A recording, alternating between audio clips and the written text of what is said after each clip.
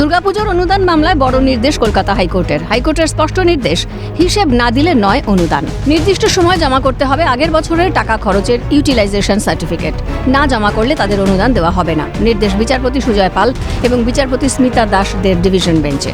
বুধবার কলকাতা হাইকোর্টে রাজ্যের তরফে অ্যাডভোকেট জেনারেল কিশোর দত্ত জানান, ৪১,৭৯৫টি পুজো কমিটি অনুদান নিয়েছে। তার মধ্যে ৪১,৭৯২টি কমিটি খরচের হিসেব দিয়েছে। বাকি শিলিগুড়ির 3টে ক্লাব যারা কোনো হিসেব দেয়নি। এই বক্তব্যের পরে পুজোর ছুটির 1 মাসের মধ্যে ইউটিলাইজেশন সার্টিফিকেট বা খরচের হিসেব নিয়ে রাজ্যকে রিপোর্ট দিতে বলেছে রাজ্যের উচ্চ আদালত। বিচারপতি সুজয় পাল বলেন, আমরা ডেটার মধ্যে ঢুকতে চাইছি না। আমাদের বক্তব্য, যারা ইউটিলাইজেশন সার্টিফিকেট দেয়নি তাদের টাকা দেবেন না। আইনজীবী বিকাশ রঞ্জন ভট্টাচার্য বলেন, আদালতের নির্দেশ ছিল নির্দিষ্ট সময়ের মধ্যে ইউটিলাইজেশন সার্টিফিকেট দিতে হবে। বিচারপতি সুজয় পালের ডিভিশন বেঞ্চের নির্দেশ, চলতি বছরে বিজয়া দশমীর 1 মাস পরে সমস্ত ক্লাবকে তাদের টাকা খরচের ইউটিলাইজেশন সার্টিফিকেট জমা দিতে হবে। দুর্গাপুজোর ছুটির 1 মাস পর এই মামলার ফের শুনানি হবে। অনুদান দেওয়া নিয়ে রাজনৈতিক তরজা। হাইকোর্টের নির্দেশকে স্বাগত কংগ্রেসের। পাশাপাশি বিজেপির দাবি, হিসেব দেওয়ার বিষয়টা পুরোটাই নাটক।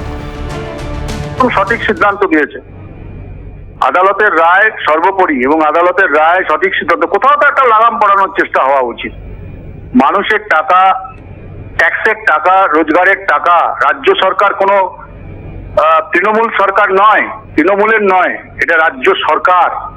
মানুষের টাকা, জনগণের টাকা, সাধারণ মানুষের টাকা।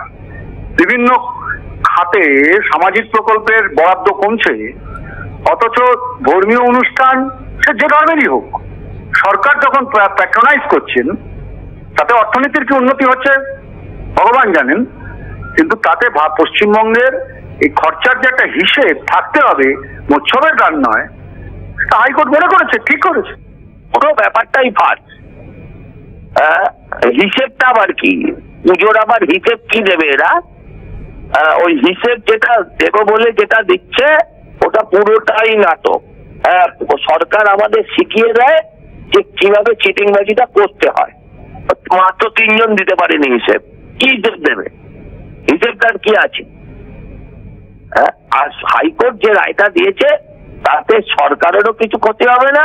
আবার আমি রায়ও দিলাম, আমার সাপও মরল, লাঠিও ভাঙলো না। মানুষের টাকা চলেই গেল। এটা নিয়ে রাজনীতি হচ্ছে বললেন আইনজীবী তথা তৃণমূল নেতা বৈশ্বনাথ চট্টোপাধ্যায়। তারা হিসাব দেবেন, যেহেতু মহামান্য আদালত বলেছেন।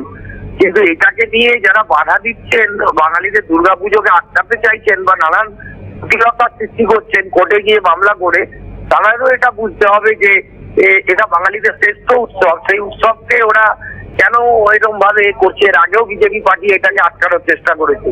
একদিকে ওখানে কোর্টে মামলা করছে, আর একদিকে প্রচার করে বলছে এখানে নাকি দুর্গাপুজো হতে দেওয়া হয় না।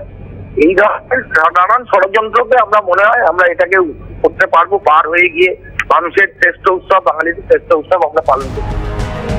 প্রসঙ্গত, গত সোমবার আদালত সময় বেঁধে দিয়েছিল রাজ্যকে। ডিভিশন বেঞ্চ বলেছিল, যারা টাকা নিয়েও হিসেব দিচ্ছে না তাদের ব্যাপারে ভাবতে হবে। প্রয়োজনে তাদের অনুদান বন্ধ করে দিন। 48 ঘন্টার মধ্যে হলফনামা তলব করা হয়েছিল। আর আজ বুধবার সেই মামলাতেই এমন নির্দেশ হাইকোর্টের। অভিরূপা হাজরার রিপোর্ট, ক্যালকাটা নিউজ।